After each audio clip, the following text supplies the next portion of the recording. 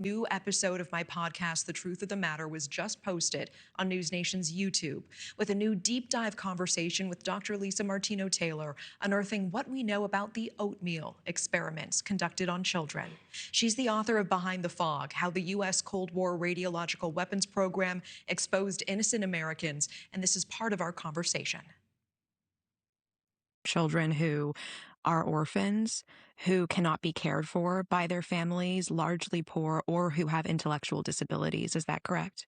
That is correct. Some students were selected, or some children, for what they called the science club, and the science club meant that there were a variety of benefits that those children would get for being members of the science club, and that meant Mickey Mouse watch or travel to a local baseball game, and these were big perks for kids who really had no perks in their lives, who were leading, a very contained, probably stressful existence. They were fed and injected with radioactive material, and then testing and follow-up occurred after that. One student or one child reported that he had been injected in his spine, that it was very painful, and I'm sure that child wanted to know, what was this? Why was I being put through this painful procedure?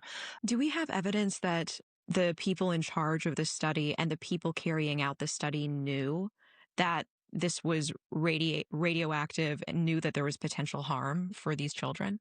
The folks at the Atomic Energy Commission had to approve these studies. They knew that children were going to be the recipients of these radioactive materials. So if we look along the spectrum of who knew or who should have known, we can see that there were absolutely actors in that spectrum who did know that these materials would be used on children, and they approved it and seemed to have little or no problems with that.